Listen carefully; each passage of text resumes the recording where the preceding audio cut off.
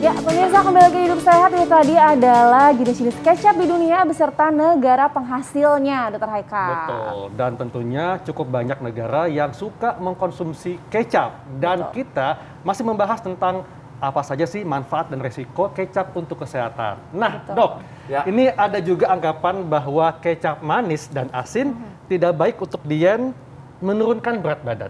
Ini fakta atau mitos? Ini bisa fakta, bisa mitos, ya. Tapi kalau saya bilang lebih banyak mitosnya. Kenapa? Karena itu tadi orang makan kecap nggak berlebihan. Betul. Sekarang anggaplah dia kecap manis. 1 sendok makan itu kalorinya rendah, antara 8 sampai 12 kalori. Nah, kalau cuma makan 1 sendok, ya nggak berpengaruh lah Iya. terhadap restriksi kalori yang kita ingin menurunkan berat badan. Tapi kalau dia memang makannya sekali makan 2 sendok makan pagi makan cemilannya ada kecap terus, ya kalau di total kalorinya jadi berlebih. Tapi porsi makannya kita atur lagi kalau orangnya sedang diet gitu. Malah justru kalau suka makannya jadi banyak, justru malah jadi menaikkan berat badan kan. Karena dia kan tadi saya bilang ini penyedap. Iya, betul banget. Penguat rasa dan Ya. penambah rasa. Iya. Menambah rasa. Iya. Oke, dokter, ini fakta mitos berikutnya, dokter. Nah, katanya kecap manis atau asin ini memiliki kandungan anti alergenik, dokter. Nah, katanya ini baik untuk menangkal alergi. Ini fakta atau mitos, dokter? Nah, ini saat ini saya menjawab mitos. Kenapa?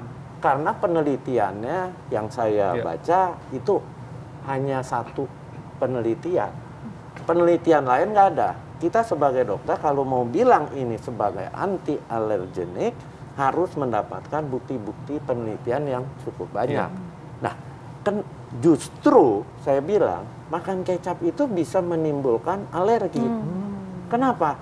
Karena si protein yang ada di kedelai, yang ada kalau kecap asin dari ikan, itu dengan proses pengolahan akan melepaskan zat namanya amino. Nah, amin ini yang akan merangsang terbentuknya zat pencetus alergi, apa? Histamin. Jadi hati-hati juga, ya justru dia bisa timbul alergi. Ya, jadi mitos, mitos. ya. Baiklah. Iya. Dok, ini juga ada juga dok ya anggapan, kita tahu bahwa kan kecap ini kan rasanya manis dok ya, sweet kecap manis. Dan karena manis sehingga mengandung gula yang cukup tinggi. Jadi tidak baik untuk penyandang diabetes. Harus hati-hati. Ini fakta atau mitos? Ini fakta kalau dia makan kecap manisnya berlebihan. Tapi kalau dia hanya 1 sendok makan sehari, ya nggak apa-apa. Boleh saja. Karena gulanya juga nggak terlalu tinggi, karbohidratnya juga nggak tinggi. Ya, orang diabetes buat bumbu masak aja gula pasir masih boleh. Ya, Apalagi kecap ya. apalagi dia sebagai kecap, sebagai tambahan penyedap.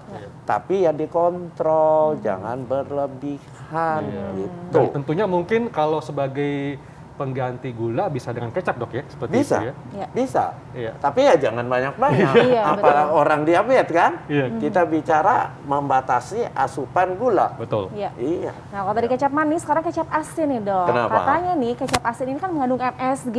Dan katanya tidak baik untuk tubuh. Ini fakta atau mitos, dokter? Fakta. Fakta. Bukan cuma bukan MSG-nya sebenarnya, tapi sodiumnya. Sodium itu natriumnya. Garamnya. Karena kecap asin itu ditambahkan garamnya cukup banyak, ditambahkan lagi MSG. MSG itu sebenarnya aman, tapi yang nggak aman, bahan makanan yang sudah tinggi garam, ditambahin lagi MSG. MSG kan singkatan monosodium glutamat, ada sodiumnya. Jadi garamnya akan semakin tinggi. Ini yang hati-hati. Walaupun dia penyedap, tapi kadar garamnya, natriumnya tinggi. Jadi waspadanya natriumnya ya, Ya. justru ya, dok. Apalagi natrium ini juga berfungsi sebagai pengawet juga dok ya. Nah, Ya. supaya awet, mau nggak mau dia kasih garamnya tinggi. Betul. Akibatnya kalau Anda makan tiap hari cukup banyak, itu sebenarnya Anda sedang investasi Menimbun garam ya. Aduh. hipertensi di kemudian Harus hari. hati-hati ya. Iya, dok, ini juga ada suatu resep dok ya, Ya. yang sering digunakan oleh orang tua kita. Nah, katanya kalau campuran kecap dan jeruk nipis membantu untuk meredakan batuk. Ini fakta atau mitos dok? Ini fakta. Wow, Ya. fakta Fakta ternyata Fakta, ya. tapi memang ya penelitian kedokterannya belum banyak.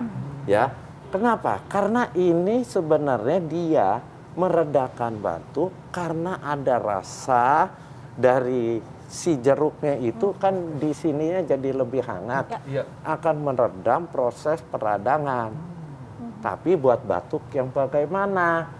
Udah jelas batuk yang ringan, yang baru kena gitu. Iya. Baiklah dokter. Nah ini dok selanjutnya tips nih dok dari dokter. Ya. Sebetulnya mengkonsumsi kecap ini seberapa banyak sih dok dan kandungannya ini apa saja sih yang baik? Bagaimana cara makannya supaya kita dapat tetap makan tapi nggak ada Ya, resikonya? jadi sebenarnya kita menambahkan kecap itu buat penyedap, penguat rasa. Itu jangan berharap dia akan punya efek-efek bagi kesehatan tubuh. Karena kita makan kecapnya juga jangan banyak-banyak. Betul. Ya sehari paling 1 sendok makan. 1 sendok makan itu cukup 15 cc, 10-15 cc. Saya kira itu udah cukup. Jangan berlebihan, apalagi kecap asin. Garamnya jadi sangat tinggi yang akan masuk ke tubuh Anda. Suatu saat Anda akan terserang yang namanya hipertensi. Jadi termasuk juga hati-hati kalau kita suka mengkonsumsi sushi dok ya. Ya, Ya. karena orang yang makan sushi, sashimi itu kecapnya, bumbunya Iya, itu, betul. ya, itu sausnya campuran kecap asin, kecap manis, dan Anda nyelup si sashiminya sampai basah. Nah, Jadi intinya bijaklah dalam mengkonsumsi segala hal termasuk kecap dok ya, dan ini penyedap. Betul, hanya penambah rasa. Baik dok, terima kasih Terima untuk kasih, penjelasannya. Ya, sampai ketemu. Selanjutnya dokter Haikal, kita akan bahas suatu hal yang berhubungan dengan organ yang kecil tapi Betul. aduh kita bersyukur banget deh Yes. punya organ ini. Dan ini berkaitan dengan mata, Ya. tapi kacamata nih. Mungkin kita tahu bahwa kacamata fungsinya untuk mengoreksi penglihatan. Tapi apa saja manfaatnya? Kita akan simak sesaat lagi, tetap di Hidup Sehat.